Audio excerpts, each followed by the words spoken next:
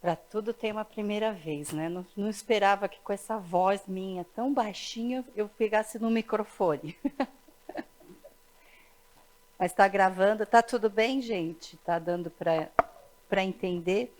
Então tá bom. Põe para mim a tela.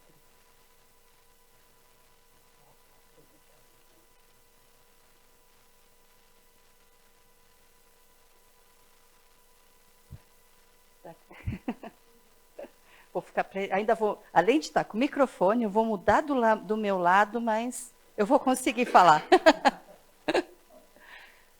Hoje nós vamos falar da Quaresma na visão espírita. A gente, quando fala em Quaresma na visão espírita, a gente fala, poxa, o que tem a ver? Quaresma ela não é uma comemoração espírita. Eu falava, eu não gostava. É a segunda vez que eu falo sobre o tema. E eu falava, pô, por que eu vou falar sobre isso? Só que nessa segunda vez até eu me surpreendi. Quanta coisa bacana que a gente tem para falar a respeito disso, sem precisar ficar julgando as outras religiões. O que a gente pensa sobre isso? Ela é celebrada por algumas religiões cristãs. Então, não é só a Igreja Católica que celebra a Quaresma. Tem a católica, a ortodoxa, a anglicana e a luterana. Quaresma é um período de 40 dias, como o próprio nome diz. Vai da quarta-feira de cinzas, ontem, até o dia da Páscoa, sem a inclusão dos domingos na contagem.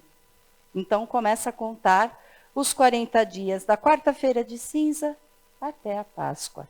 Até aqui, só curiosidade. Por que eu estou colocando isso?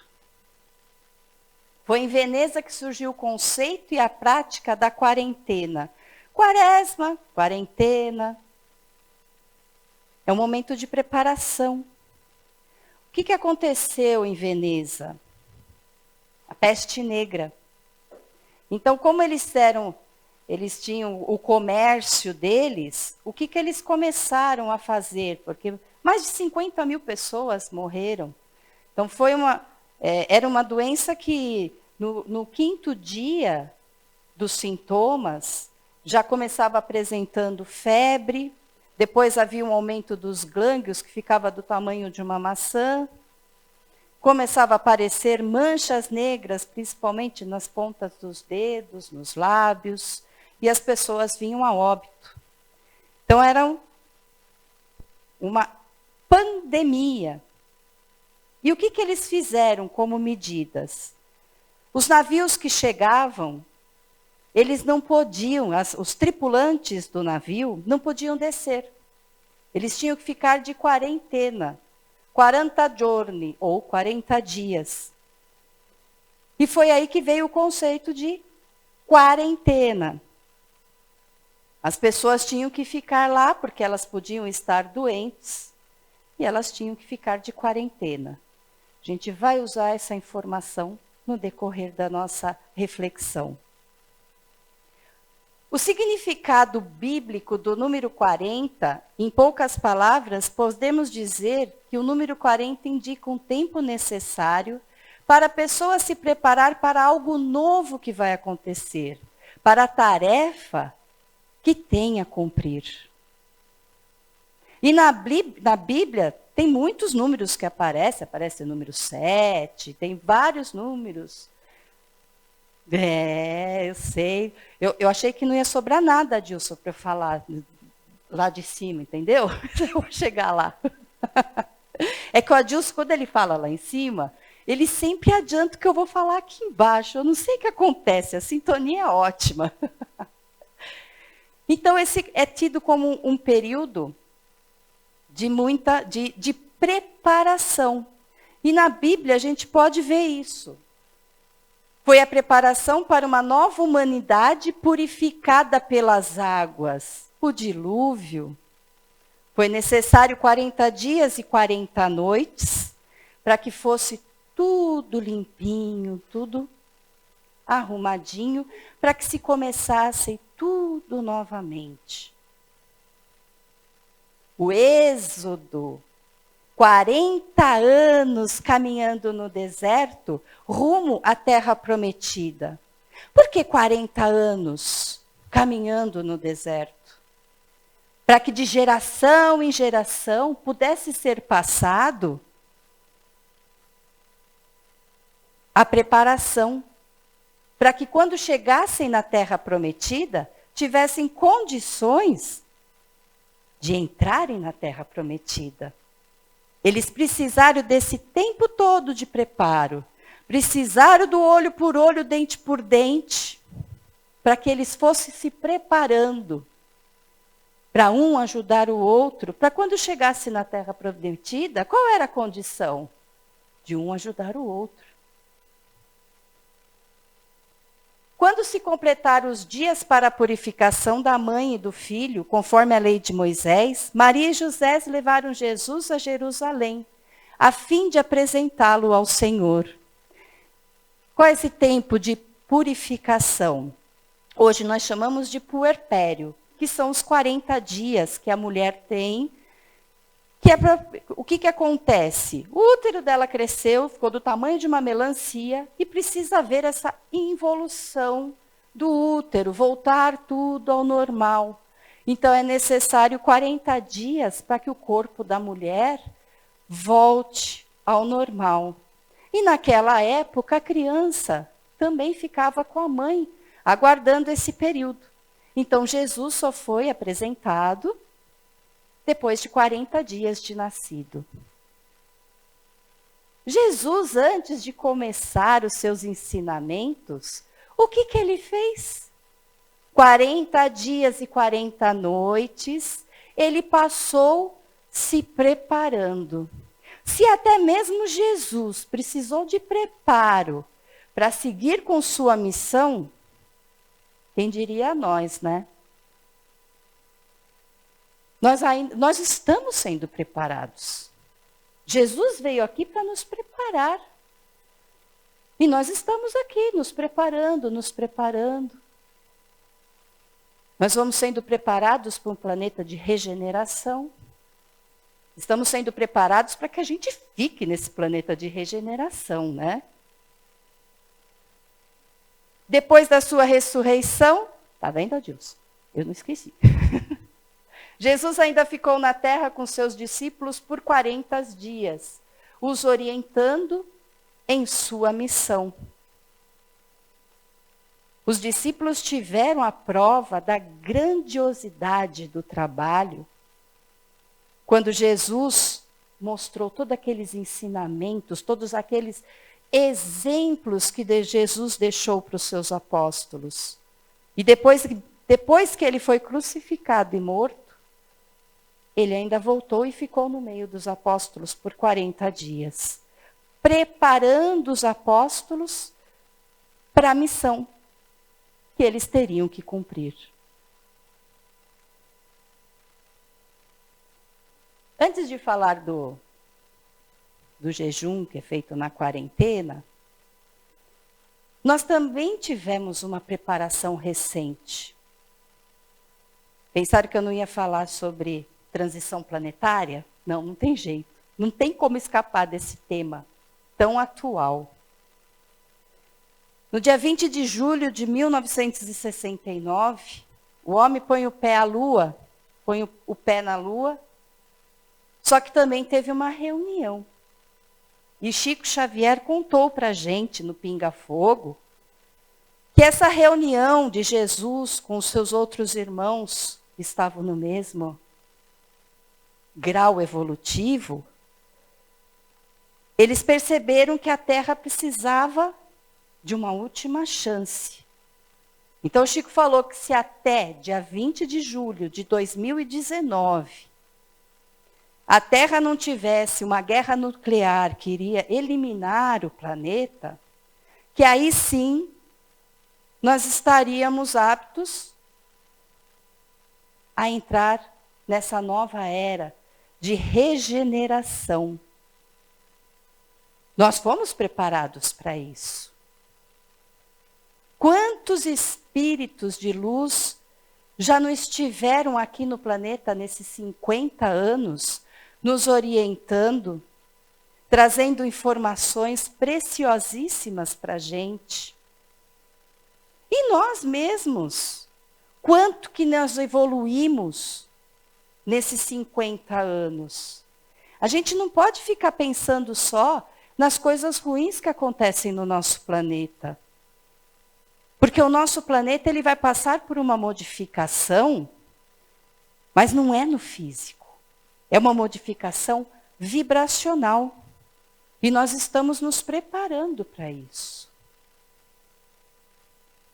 É certo que nós destruímos o nosso planeta por causa do nosso orgulho, do nosso egoísmo, pela luta de poder, nós destruímos o nosso planeta.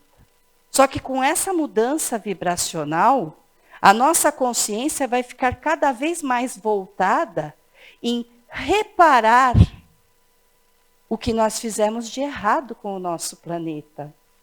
Agora é o momento dos trabalhadores da última hora arregaçar as mangas e começar a faxina. Jejum. Na quarentena, existem pessoas que costumam fazer jejum. Não é o que entra pela boca que torna o homem impuro. O que sai da boca do homem é o que o macula. O que sai da boca procede do coração. E é o que o torna impuro o homem. Porquanto do coração é que parte os maus pensamentos, os assassínios, os adultérios, as fornicações, os latrocínios, as maledicências. Isso está em Mateus. Então não adianta nada a gente fazer jejum de comida, passar fome, se a gente não consegue fazer jejum de falar mal da vizinha. A gente não consegue fazer jejum de maus pensamentos. Quantas vezes a gente não pega um mau pensamento, a gente fala assim, é mais forte do que eu, parece que a gente gosta de estar com esse pensamento, parece que a gente sente necessidade. Se deu risada, né? Mas quem não se identifica com isso, né? Começa a pensar mal, aí vai indo, né? A imaginação vai que vai. Agora imagina na quaresma, a gente falar assim, eu não vou pensar mal da minha sogra 40 dias. Nossa Senhora, eu vou ter que tomar Rivotril 40 dias. Mas brincadeiras à parte, à medida que a gente vai evoluindo, se transformando, essa necessidade que a gente fala é mais forte do que eu, essa força vai perdendo. E o que vai ganhando força? O nosso eu. E é aí que começam as transformações. Outra coisa que se fala na quaresma, principalmente os católicos, é sobre a carne. O pessoal costuma não comer carne, né? Na Idade Média, os nobres comiam carne. Só que o pessoal do povo, os vassalos, eles não comiam.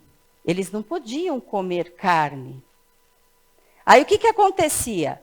Os nobres chegavam nessa época, eles faziam jejum de carne. Para compensar o quê? Para compensar o egoísmo deles por comerem a carne e não dividir.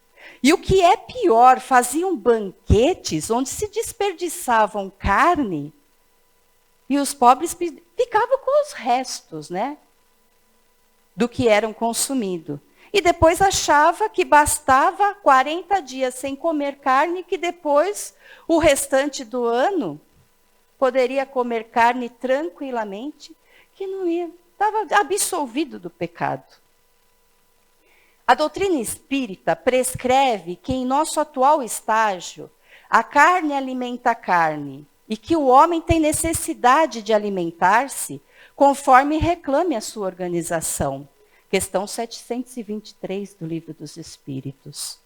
Mas sem necessidade de abusar desse direito. Nós ainda precisamos da carne. Mas se uma pessoa resolve virar vegetariana ou vegana, ela tem que ter uma primeira preocupação. Que alimento eu vou substituir a proteína da carne? Porque o nosso corpo ainda precisa. O homem não se torna bom porque deixa de comer carne, mas quando ele se torna bom, deixa naturalmente de ingeri-la. Aí é que entra a preparação. Nós estamos preparados para deixar de comer carne? Nós estamos preparados para fazer festas sem churrasco?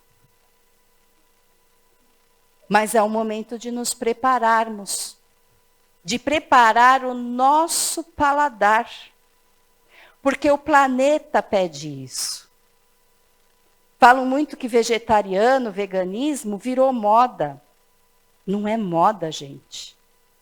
Os jovens de hoje têm uma consciência bem diferente de nós mais velhos, um pouquinho mais velhos.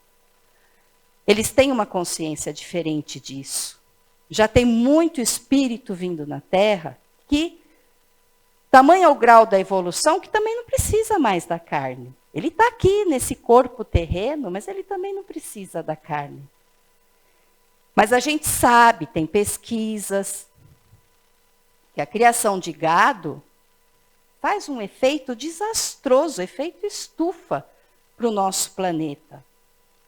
Vai chegar uma hora que não vai ter mais jeito. Então a gente tem que começar a se preparar assim, preparar o nosso paladar, começar a diminuir o consumo de carne. Não porque, se eu comer menos carne, eu vou me livrar dos meus pecados. Não. Aquilo que a gente fez, a gente só consegue ressignificar e começar a fazer diferente de hoje para frente. Mas é um momento, sim, que nós temos que mudar alguns hábitos. Teve uma moça que resolveu fazer os 40 dias de jejum de carne. O que aconteceu? Ela ficou 40 dias, ela precisou se programar para isso. Bom, já que não vai ter carne de mistura, preciso programar. O que eu vou fazer? Vou fazer um ovo, vou fazer um queijinho. Vai fazer umas receitinhas. Só que nesses 40 dias fazendo as receitas, o que aconteceu? Ela mudou o hábito dela. Então, se nós usamos esses 40 dias para que a gente mude os nossos hábitos, é meritório. Agora, usar os 40 dias sem comer carne, ficar praguejando, ficar nervoso, roer as unhas, porque não aguenta ficar sem carne, porque acha que ficando os 40 dias sem comer carne, vai se livrar de todos aqueles pecados que a gente já fez há séculos atrás, e séculos e séculos e séculos fazendo, não tem mérito nenhum. Questão 726 do Livro dos Espíritos. Vocês podem falar assim, hoje em dia não tem mais isso. Mas tem ainda, gente. No nosso planeta ainda tem gente que acha que se chicoteando, aqui no caso é o silício, o nome dessa ferramenta. Não sei se aqui todos assistiram o filme Código da Vinci, onde o rapaz, a igreja falava para o rapaz, você vai matar em nome de Deus, e aí você faz o seguinte, você usa o silício, aí sangrava toda a perna dele, usando o silício, ele estava perdoado daquela morte. Então ele assassinava em nome de Deus, e aí ele colocava o silício. É válido esse tipo de sacrifício? Vamos ver o que fala. Os sofrimentos naturais são os únicos que elevam, porque vêm de Deus. Os sofrimentos voluntários de nada servem quando não concorrem para o bem de outrem. É como a Dilson falou lá em cima, encaixa direitinho, né? Que às vezes a pessoa passa por um determinado sofrimento, tipo, perdeu o filho para a AIDS. Aí a pessoa, com esse sofrimento, o que ela faz? Ela cria uma ONG onde ajude outras mães e outros filhos com relação à AIDS. Uma mãe perdeu um filho para tuberculose, ela vai lá e faz uma associação. Os pais, aqueles japoneses que perderam o filho para os bandidos, eles fizeram uma associação, perdoaram, quer dizer, eles ainda serviram de exemplo de como a gente tem que perdoar.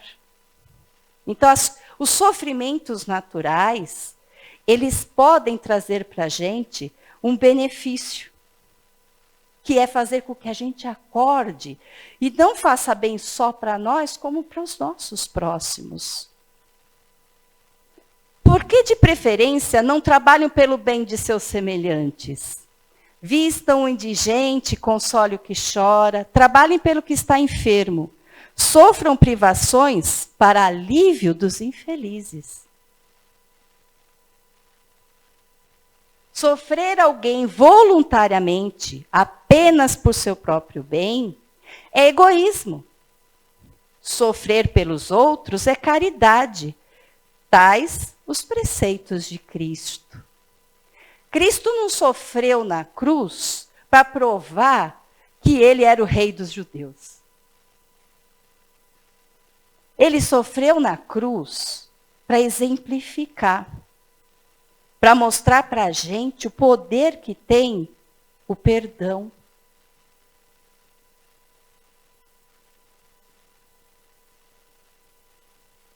No Evangelho segundo o Espiritismo tem qual é o sacrifício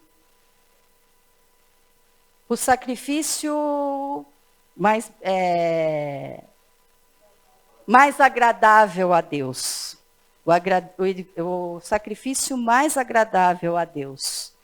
O sacrifício bem visto diante dos olhos de Deus é somente aquele que o faz melhor, fazendo melhor também aos seus irmãos. Esse é o sacrifício. Deus, ele quer que a gente sacrifique o que é nosso. Antes sacrificavam-se virgens, sacrificavam-se bezerros, boizinhos, nada que pertencia a nós. O maior sacrifício que nós podemos oferecer a Deus é o sacrifício do nosso egoísmo, do nosso orgulho. Caridade, transformação de atitudes. Não é fácil a gente mudar os nossos hábitos, as nossas atitudes. É difícil. Requer muito trabalho, muito esforço. Requer uma ressignificação. O que é uma ressignificação? Ressignificar é lançar um novo olhar sobre situações já conhecidas e mudar o curso dos acontecimentos. Meu Deus, o que eu estou fazendo da minha vida? É mais ou menos isso. Preciso mudar. Preciso tomar um rumo. Ressignificar é parar de olhar para o passado para ver o que o outro fez para a gente e depois se projetar no futuro pensando em vingança. Nós já passamos dessa fase. Nós ainda não sabemos perdoar. Mas agora nós sabemos conter também aqueles pensamentos que nos levam à vingança. Ah, não, jamais eu me vingaria de alguém. Ah, e por pensamento? Eu quero mais que aquela pessoa se exploda. Ai, meu Deus, aquela pessoa ainda por cima tem sorte. Olha só, se deu bem, ganhou na loteria. Como eu queria que ela ficasse pobre. Não é assim? Quando a gente está com raiva de uma pessoa, acha que a pessoa fez algum mal para a gente não consegue pensar, espero que ela seja bem feliz. Mas a gente já tem essa consciência. A gente já pensa em conter os pensamentos. Então, ressignificar É olhar para o passado, para olhar os nossos erros. Para ver que aquele lá mostrou a língua para mim no passado, porque eu mostrei o dedo para ele antes. E fazer o quê? Ir lá para o futuro? Não. No presente, mudar as nossas atitudes. Isso é ressignificar. E é isso que a gente vai começar a fazer. Nós estamos sendo preparados para isso. Perdoar vai ficar lá para o finalzinho. Ainda não temos condições. Agora é um momento de ressignificarmos, de olharmos para os nossos erros e começar a fazer diferente hoje. Como o bom samaritano. Praticou por amor verdadeiro ao próximo a caridade moral e material de maneira incondicional, completa, sem medir esforços, diante de um homem que for encontrado meio morto após assaltado e espancado. O samaritano era excluído, por quê? Porque eles só aceitavam o decálogo, mas eles não aceitavam as outras leis. Eles resolveram mudar. É como os protestantes de hoje. Mas esse samaritano, ele não seguia dogmas, ele tinha uma opinião diferente sobre a religião, mas ele fez o que muitos que sabiam passou. Ele não pensou, não, tá assim, deve ser bêbado. Esse bêbado aí, coitado, deve ter caído tanto, se machucou todo. Não, ele não pensou duas vezes, ele não perguntou o que aconteceu. Não, ele foi lá e fez tudo o que tinha que fazer. Ele pode até ter se machucado na hora de carregar, que ele foi levar para um estabelecimento. Ele podia até ter se machucado. Mas ele se machucou ajudando o próximo. E é isso que a gente tem que fazer, é seguir esse tipo de exemplo. Não adianta nada fazer tudo certinho o que a religião manda. Agora é tempo de menos religião e mais espiritualidade. E prece. Por que a prece? Vigie seus pensamentos, eles se tornam palavras. Vigie suas palavras, elas se tornam ações. Vigie suas ações, eles se tornam hábitos. Vigie seus hábitos, eles se tornam seu caráter. Vigie seu caráter, ele se torna o seu destino. Então nós temos que orar. Orar sim. Toda vez que vier um mau pensamento na nossa cabeça, vamos orar. Para que a gente, eliminando esses pensamentos, quantas vezes a gente não fala assim, pronto, falei, não aguentei. Por quê? Porque o pensamento está ali. Agora, se você vai falar, pare, esse pensamento vai embora e não se transforma em palavras. Porque se transforma em palavras, a pessoa vai se ofender e vai devolver. E vai ficar aquele bate-boca e corre o risco de sair no braço. E aí vai virar sempre um hábito, ficar sempre reclamando. Reclamar é um hábito? É. A gente reclama de tudo. Se está chovendo, a gente reclama. Aí se faz sol, reclama que está muito calor. Então a melhor forma que a gente faz é o orar e vigiar. Para que a gente mude os nossos hábitos. É só através da mudança dos nossos hábitos que a gente vai conseguir a verdadeira transformação. Na Quaresma também, dizem que abre-se os portões do inferno, ou os portões do umbral.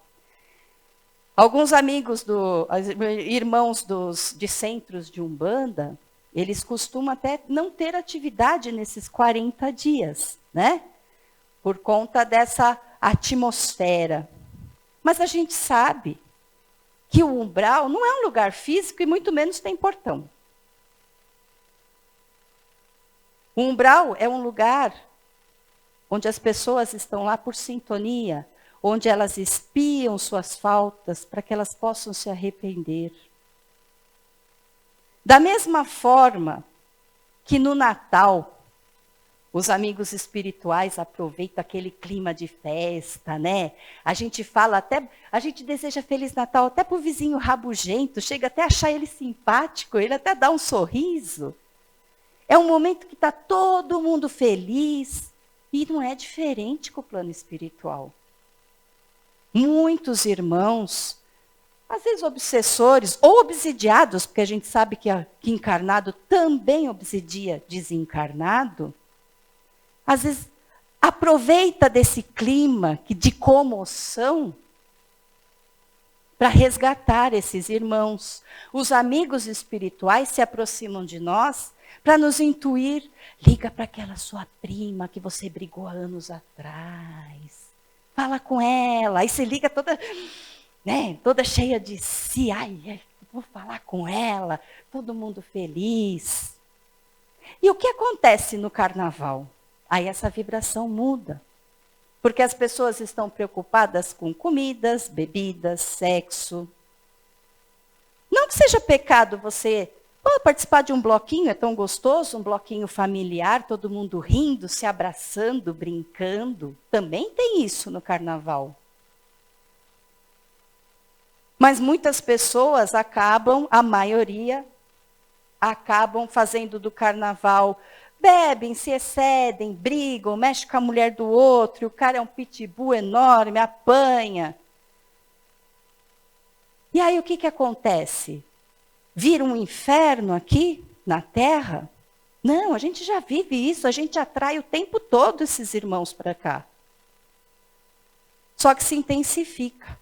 E os amigos espirituais, os nossos mentores, os nossos amigos? O plano espiritual aproveita toda a ação voltada ao bem para poder resgatar aqueles que, tocado por esse período de penitência e meditação, se desvinculam de seu sofrimento íntimo e rogam por socorro, por mudanças.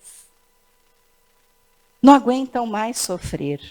Caíram na real. Por favor, me ajudem. Eu quero sair desse ciclo vicioso de vingança, de perseguição, de ódio.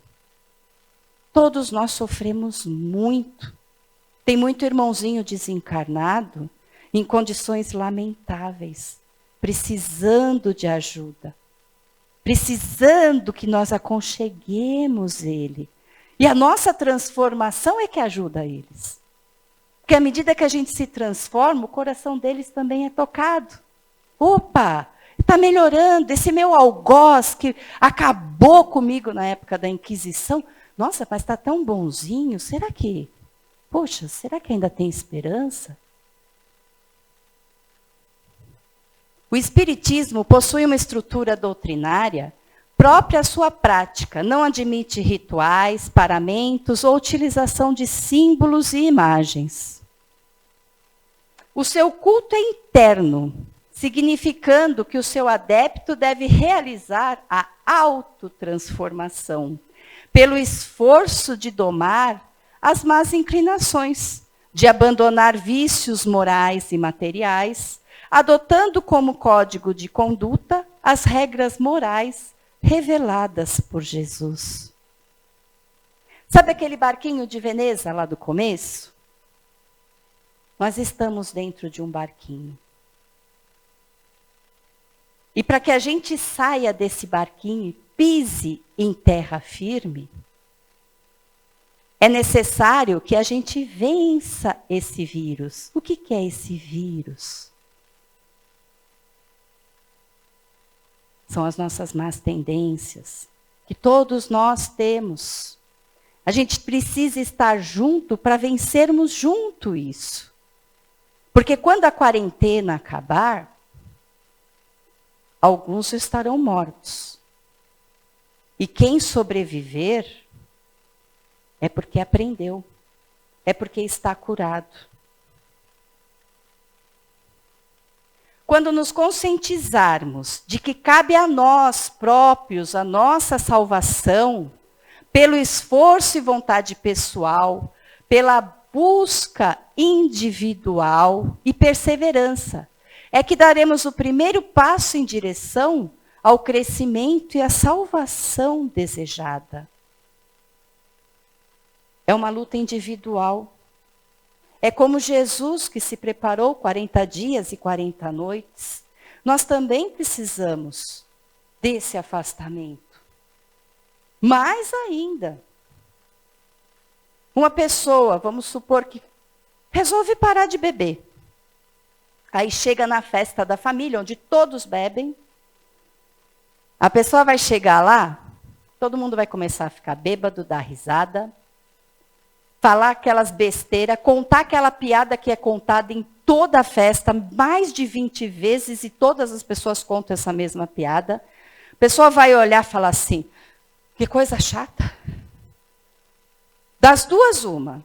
Ou a pessoa vai se afastar até ela conseguir conviver com essas pessoas bêbadas de forma tranquila, ou ela vai falar, eu vou voltar a beber porque eu fiquei muito chato.